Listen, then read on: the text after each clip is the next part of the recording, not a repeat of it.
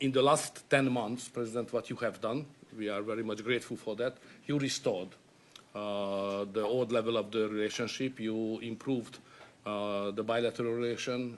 You repair what was done badly by the previous administration. So now we are in quite a good position to open up a new chapter, let's say a golden age between United States and Hungary. And we have plenty of suggestions for today: economic cooperation, military cooperation, and political cooperation. And the main issue, probably, President, you know we are neighboring Ukraine, which is in war. It's the most important issue for us, and we would like to discuss with you how we can contribute to help you in your peace efforts. And you've taken a lot of Ukrainians that needed your help, and you've taken a lot of them in your country, and everybody appreciates that. Thank you very much. Yeah, we do our best. Thank you very much. Any questions, please? Go ahead. Thank you, Mr. President. Mr. Orban has requested an exemption as it relates to oil that is coming from Russia.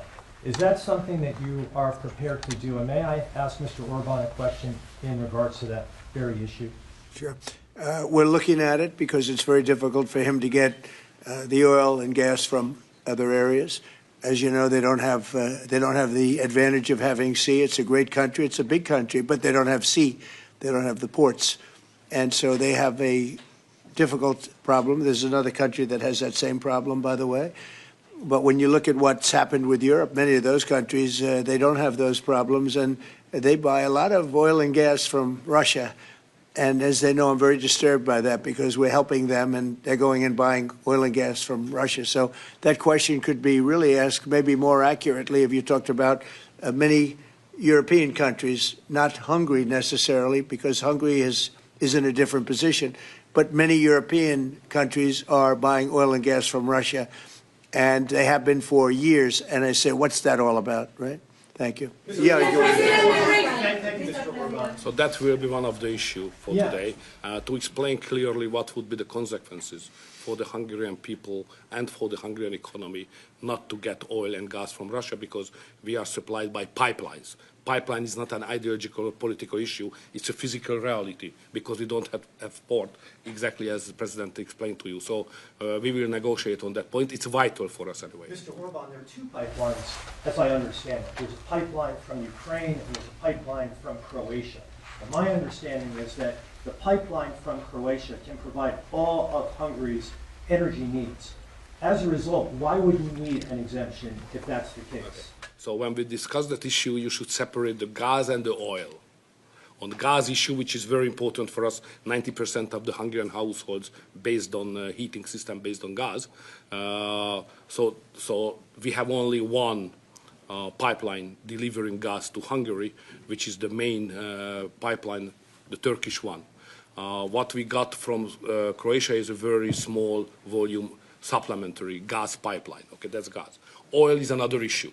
So oil is coming from the Druzhba pipeline, which is the main supply, and that is a Croatian one, which is the secondary and supplementary pipeline. We would like to convince the Croatian government to enlarge it and make it possible to deliver more. Under these circumstances, it cannot be the main pipeline. It's just supplementary. But later on, with some big investments, it could serve better the interest of Hungary. Yes, please go ahead. President, thank you. Many people see this meeting not just as an encounter between two countries, but as the symbol of the strengthening of a new conservative world alliance. Would you agree with that interpretation? And how do you see the future of Europe in the light of leaders like Viktor Orban stand up to Brussels bureaucracy and the globalist agenda? Are you from Hungary? Yes, I am. I figured. The fact is that he's a great leader, and he's respected all over, not necessarily liked by some of the leaders, but, you know, those leaders have proven to be wrong. If you look at his stance on immigration and other things, you know, if you look at Europe, they've made tremendous mistakes on immigration. It's really hurting them very badly. He has not made a mistake on immigration. So he's respected by everybody. He's liked by some. And I can tell you, I like and respect. I'm a double. I like and respect him.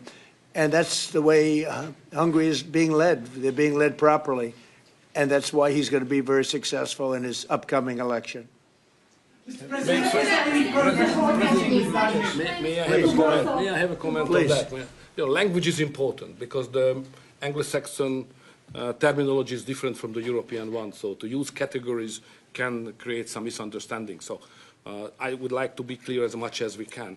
We are the only government in Europe which considers itself as a modern Christian government. All the other governments in Europe are basically liberal leftist governments. So we try to do something from 2010 which is different from what the others are doing, even at the philosophical level and at the level of practice as well, as just the President described it, like migration. So we are kind of a special island of difference in a liberal ocean in Europe. And we consider ourselves as a modern Christian government. That's the proper category to describe what we are doing. To both of you, to both of you. We're talking, but we'll report on that later. Meetings with Putin. We were talking about that with Victor. He understands Putin and knows him very well. And I feel that, I mean, I'm going to let you say what you think, but I think that Victor feels we're going to get that war ended in the not too distant future. Victor, do you want to talk about that? Well, I'm strongly convinced. So the question is whether we Westerners are unified or not. The problem is that the President has huge peace efforts, which are just splendid and very positive for the European continent and all the peoples of Europe. But at the same time, we are not unified because Brussels and the Europeans has a different approach to the war. So the only pro-peace government is the United States government and the small Hungary in Europe anyway. All the other governments prefer to continue the war because many of them think that Ukraine can win on the front line, which is a misunderstanding of the situation. So it's a complicated issue. We will discuss it. It requests not just 2 minutes to respond to your question, but rather than our lecture. Sorry, not to continue more. To both of you. So you would say that Ukraine cannot win that war? You know, miracle can happen. Yeah, that's right. Mr. President, to both of you. It can be a peace summit. Thank you, Mr. President. What is your message to the EU, because from Hungary, and the EU want to impose their woke policies on Hungary? What is your message? Well, I think they should respect Hungary and respect this leader very, very strongly because he's been right on immigration. Look what's happened to Europe with the immigration. They have people flooding Europe all over the place, and it's hurting it. It's the crime rates are way up. A lot of bad things are happening. His crime rates are very low. They're the same as they always were, which is very little crime, because he's kept it the way it should be. Europe, I mean, I don't want to go into individual countries. They're all friends of mine, everyone. As you know, in NATO, they voted to go from 2% to 5%, and, you know, that nobody thought that was possible. And we had just about almost, other than Spain, a unanimous vote. No, I think that I think they respect him a lot. They don't agree with him, but actually, inwardly, I think they probably do agree. He was right on immigration. They were wrong. They are flooding Europe with people from all over the world, and Europe is becoming a different place. And I tell the leaders all the time, you better stop or you're not going to have Europe anymore. It's a very dangerous thing they're doing. May I have a reflection on that? So on migration issue, just for clarification, in Hungary, the number of illegal migration is like that, zero, because we have a crystal clear system. If somebody would like to come to Hungary, first he should ask for that. If he gives the permission, they can step in. Nobody can step on the territory of Hungary without having a permission from the Hungarian authorities. This is the regulation, simple, well working. What is the consequence of that? We are under sanctions, financial sanctions of European Union, because we don't let the illegal migrations to come to Hungary and to the European Union as well. So we have to pay, just to inform you, we have to pay every day €1 million as a punishment to the Brazilian budget, because we stop the migrants. This is the absurd world we are living now in Europe. Mr. President, to both of you. Go ahead, please. Yes, Thank go you ahead. so much. Thank you. I'd like to ask what do you think, what do you believe, after this meeting, can you have maybe, or the European Union will have another opinion about, just because of this penalty, another opinion about Hungary because of the immigration and because of this kind of politics, which is not that strictly as the European Union directs. What do you believe? Yeah, where are you from? I'm from Hungary. Okay. I do have that conversation with them, and I respect and like them. They're all friends of mine. I think pretty much every single leader in Europe is a friend of mine. We get along really well. They've done everything I've asked them to do with NATO, et cetera. The only thing they continue to do is buy oil from Russia. That's not too good. But I told them they should respect this man. They can also learn from Victor. Victor has had a very hard stance on, more than anything else, immigration or even illegal immigration. He literally has accepted no one over the years. Think of how much greater these countries would be if they didn't have the tremendous crime that has come in with the immigration. People just flowing into Europe. They've got to stop it. And not only stop it, they have to reverse it. They have to get them out. We've done that here. We have 0 people coming in now. The borders are closed. We take people, but we take them legally. But we've done it very strongly, and we're moving hundreds of thousands, millions of people out. We had, of the 20 million people, 25 million, nobody knows even what the number is. They never knew. Biden had no idea. He had no idea. I don't believe he had any idea what was happening because he wasn't about open borders. But we had open borders, and we had millions of people come in, and they were coming in from jails. They were coming in from mental institutions. They were coming in as drug dealers. We had 11,888 murderers. Half of them committed more than one murder. We're getting them all out. We're getting them out. He doesn't have that problem, but Europe does have that problem. Other parts of Europe have that problem. So, I tell them all the time, I stick up for Viktor Orban. Not a lot of people do because in many cases they're jealous. They wish they did what he did. They would have no problems if they did what he did. And I have a bigger heart than anybody, but, they've destroyed some of those countries. Some of those countries had no crime 10 years ago, and now they have quite a bit of crime. And I would say that I don't know anything about your crime levels, but I would imagine they're very low. Down. Huh? Very Not down. too high, right? No, it's very down. One of the best in Europe. I had a feeling. Mr. President, Sorry, may I have one remark? Sure, please. No. Just a clarification as well. I'm not here to ask help President Trump to manage my conflicts or our conflicts with the European Union. This is our matter, so we will do it. What we need is a golden age, to open a golden age of the United States-Hungary relationship. That's the biggest help we can get from the United States. And maybe Europe, too. We can include Europe, but it's going to get more difficult. So inside the European Union, we will manage all of our affairs. To be the most possible humble guy, yeah? But I'm the longest-serving Prime Minister of Europe. I survived all the Prime Ministers who attacked us. And I'm sure we will survive next years as well. So we will manage our conflicts successfully. Mr. President, please. One question for you, Mr. President. One question for the Prime Minister. Speaking of Europe, last month you said that you would not withdraw U.S. troops from Europe. Yet, 2 weeks later, the Pentagon decided to withdraw significant number of troops from Romania. So have you changed your mind, or the Pentagon ignored your assurance? No, they don't ignore anything that I say. What they do is we make changes. We move. It's the same number, total number, but we move people around. I happen to like the Romanian people. I think they're great people. And Pete, you may want to suggest something right there, please.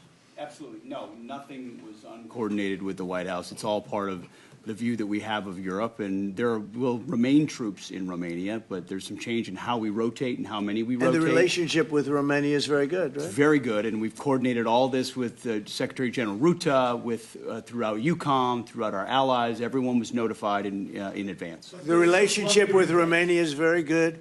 The relationship with Europe is very good. I disagree with what Europe is doing having to do with immigration, but I agree with them on many other subjects. We just signed the biggest trade deal ever made with Europe, $950 billion. We were able to do it because of tariffs. It was a deal that was good, very good, but we had a very unfair deal. We were treated very badly before I came into office, but we just signed. It's the single biggest trade deal ever signed.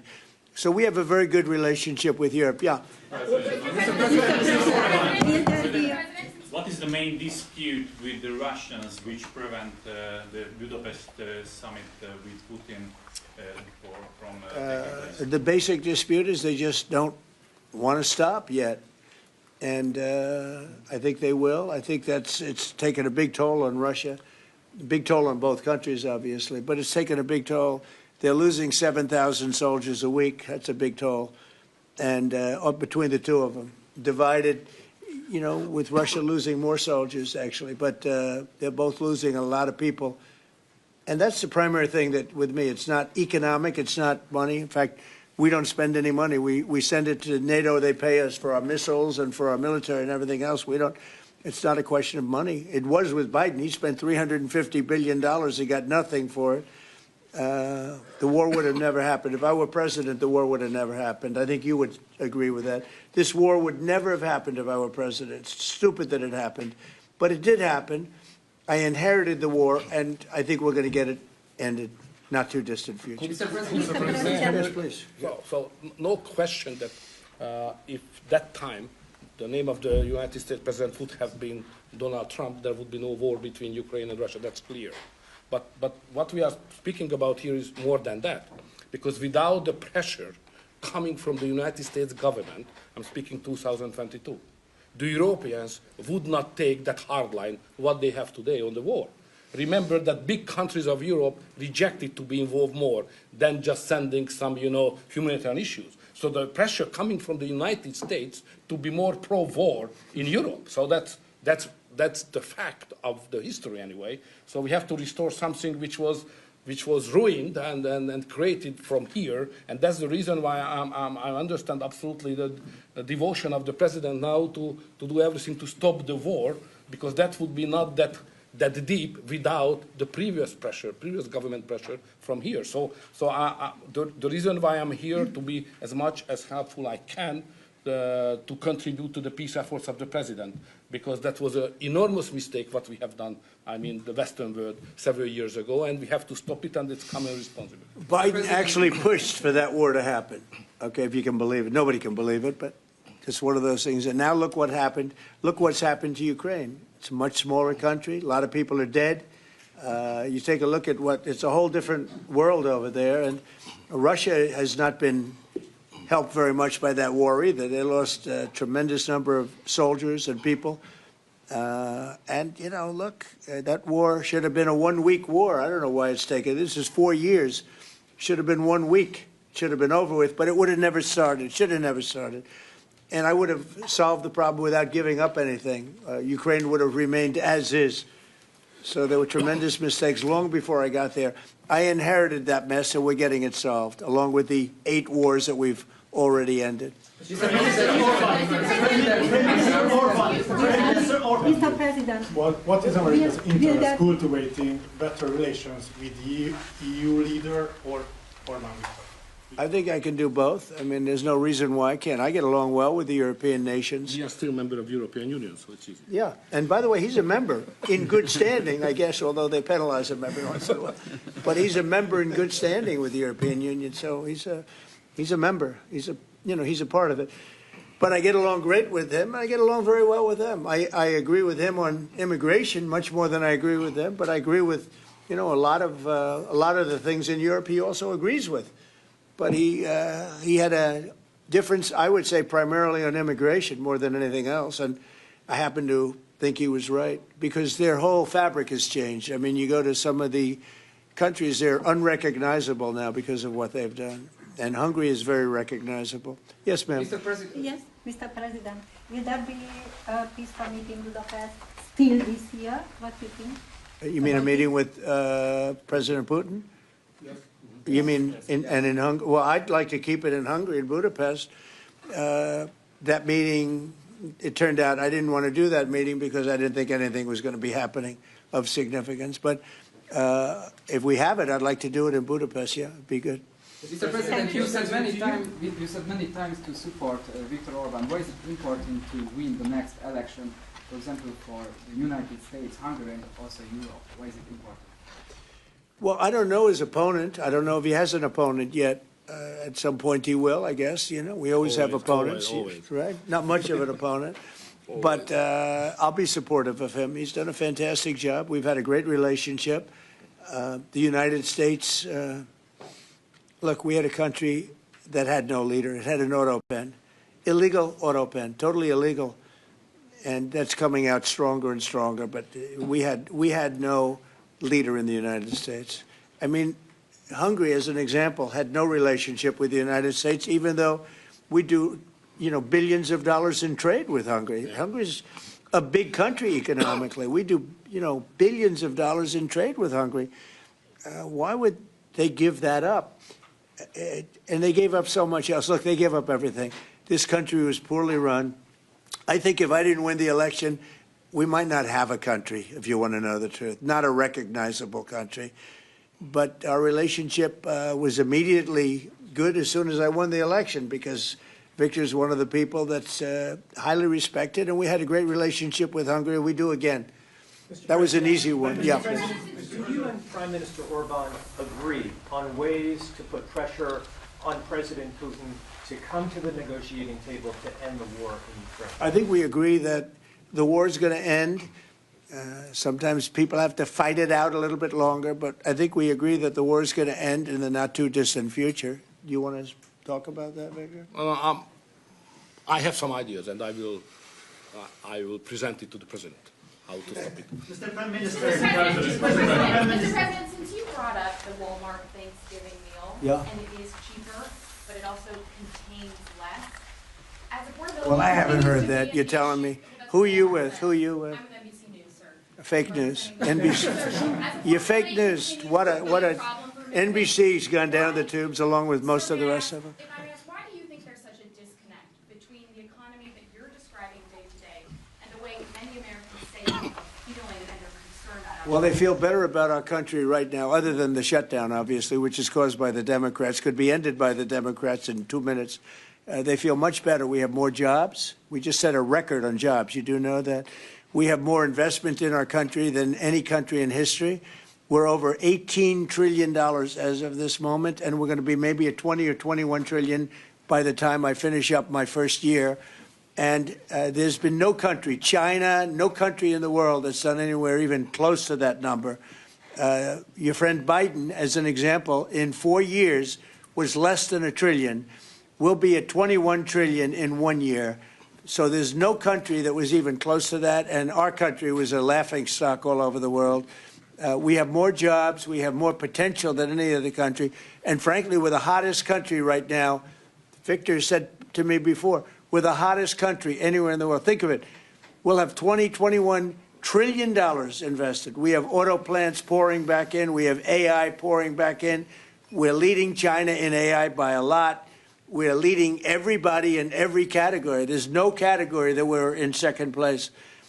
So I just heard this yesterday that Walmart said that the Thanksgiving was 25% more expensive under Biden. That's a big, to me, that's a big number, because Walmart's respected.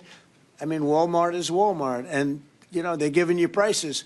So that would mean that the whole series of pricing and costs, you know, the groceries and everything else, it was a con job. It was a con job. Affordability, they call it, was a con job by the Democrats.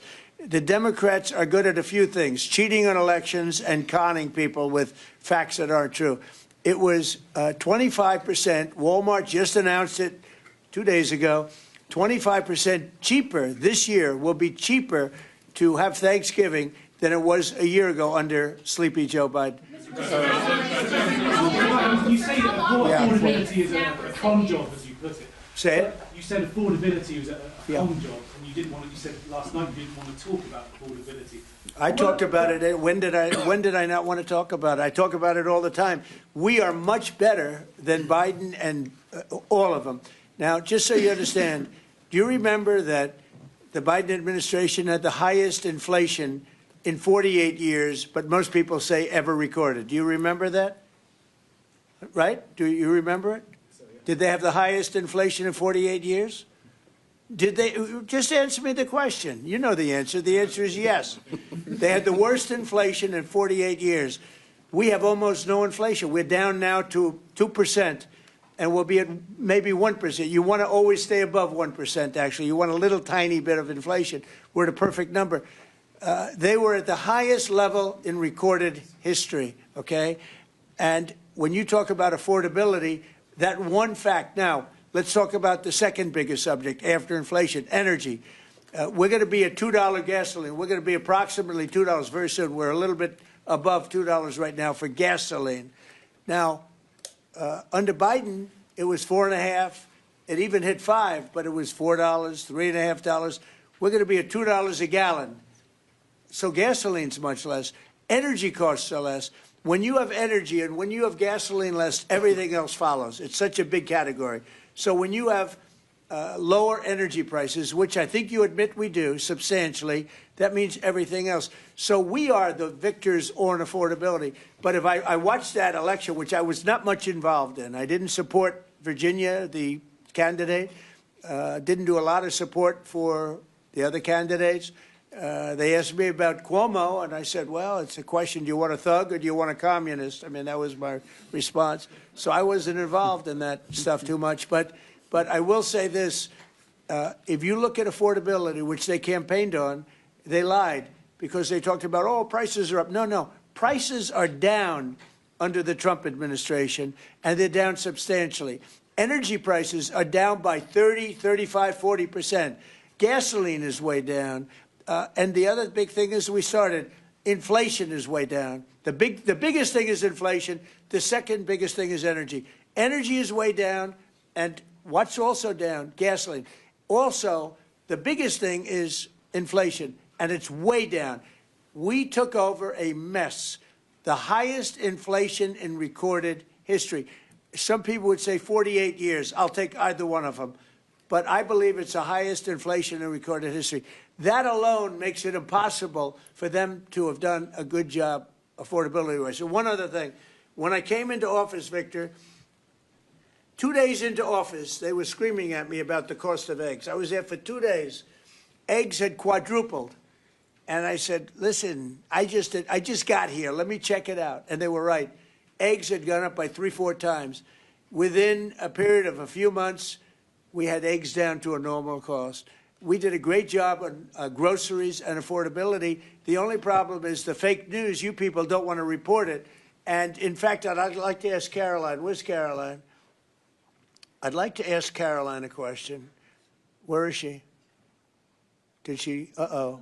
She deserted us. She deserted me. Our great Caroline superstar deserted me. Anyway, she's right outside. She was going to talk about, because the fake news yesterday, they talked about that. They said, oh, I don't want to talk about affordability. The reason I don't want to talk about affordability is because everybody knows that it's far less expensive under Trump than it was under Sleepy Joe Biden. And the prices are way down. Caroline? Yes, sir.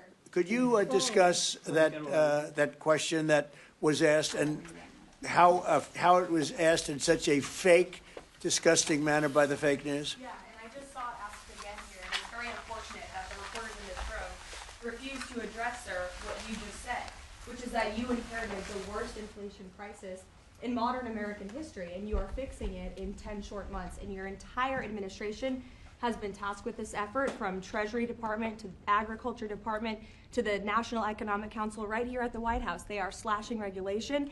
He signed the largest middle-class tax cut in 6 months. In 6 months, in record time, putting more money back into the American people's pockets. So affordability is what the American people elected this president to do, and he is doing it, and you guys refuse to cover it, and you refuse to cover that the previous administration created the worst unaffordability crisis in American history. And I've been watching the TV all day, saying that he doesn't want to talk about affordability. That's what he's working on every day, and that's what this administration is doing. But you know why they refuse to cover it? Can I get Because her they're for fake someone? news, that's why. Go Can I ahead. get her someone? Sure.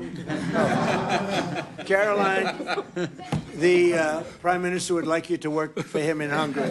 Please consider. She's- Please consider. You know it. what? That's a very good decision you just made. Please don't leave us, Caroline.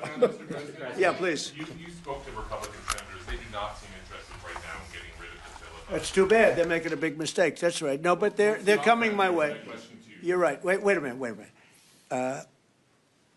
The way to do it for the Republicans is to terminate the filibuster. They call it the nuclear option. This is the second form of nuclear. Very good, very good. This is a good form. This is not a bad form. I would have been in favor of that a long time ago. But you know the Democrats are going to do that. And most of you will admit the Democrats are going to do that. So why aren't we doing it? And I think only a foolish person would be against that, especially when you realize that these are crazed people. These people are absolutely crazed, Trump derangement syndrome, whatever it may be. And I am totally in favor of terminating the filibuster, and we would be back to work within 10 minutes after that vote took place, and lots of other good things would happen. And it doesn't make any sense that a Republican would not want to do that. If they're not going to do that, then it seems like you'd have to make a deal with Democrats to end the shutdown. Here's some of the things that we'd pass if we terminated the filibuster. Voter ID, no mail-in voting, no cash bail, no men and women's sports, no welfare for illegals. You could go on and on. This is 2 pages of things we'd do if you did that. Without it, I don't know that you pass anything because you can't deal with them. They're really irrational. They really are. But I was happy to see that a tremendous liability to this country, a woman that made herself rich in this country, Nancy Pelosi, has quit, and she'll be out of here pretty soon. And that I consider that to be a great asset for America, getting her out. Yeah, please go. Are you really going to deal with Democrats? You're not interested in it? I don't know. We'll see what they have. I mean, we'll see.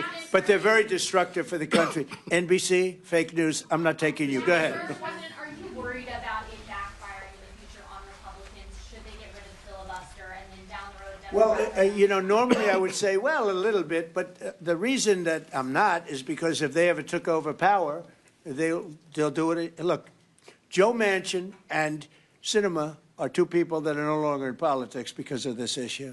They were opposed to what the Democrats wanted to do. They wanted to terminate the filibuster. They were opposed to it. They're no longer in politics. They're gone. The Democrats will do this. So if the Democrats are going to do it, I'm saying Republicans should do it before they get a chance. It's very simple. And if we do it, we will never lose the midterms, and we will never lose the general election, because we will have produced so many different things for our people, for the country, that it would be impossible to lose an election. Are you worried about an AI bubble? No, I love AI. I think it's going to be very helpful. So many things are happening with it, and in addition to which, we're leading China, we're leading the world in AI. We're building massive electric plants that the companies themselves are building for their plant. I've given them the right because we need so much electricity for that. Just the word is electricity, believe it or not. Double the electricity that we currently have in the country for just the AI plants. And I've allowed those companies to rebuild and build electric plants along with their facility. We're getting approvals done in less than a month, sometimes in 2 weeks, for massive, beautiful, massive buildings. And no, I'm totally in favor of it. I think it's really going to be the wave of the future, and we're leading the world. We're leading everybody by a lot. How long do you think the shutdown will last? Mr. President, how long do you think the shutdown will last? I don't know. It's up to the Democrats. We voted, the Republicans have voted 14 times to open up the country, and the Democrats have voted 14 times to hurt the country, really. They should approve it, but they might not. That's why I like the fact that we terminate the filibuster. If we terminate the filibuster, the country will be open within 10 minutes after that termination, because we'll take a second vote, which is the opening of the country, and the Republicans will vote to open the country. That's one of the reasons, not the major reason, by the way. I think it's less important than the other things that we get. But if we terminate the filibuster, the second vote that we will take will be to open up the country. It'll take 10 minutes, and the country will be open. Is there any room for bipartisanship? Because it seems like that's the main purpose of the filibuster is to create some sort of compromise. So Well, it didn't work, obviously.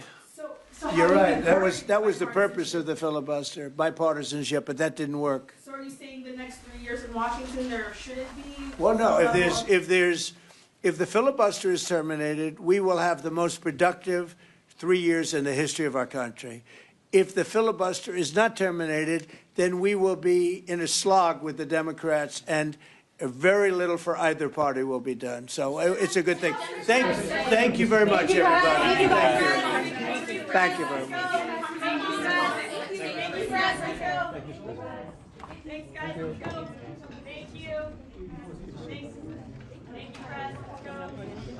Head out. Thank you, guys. Thank you. Thank you, Press. Guys, head out. Let's go. Let's go.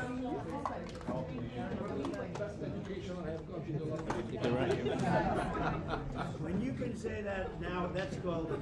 We should introduce that format at home.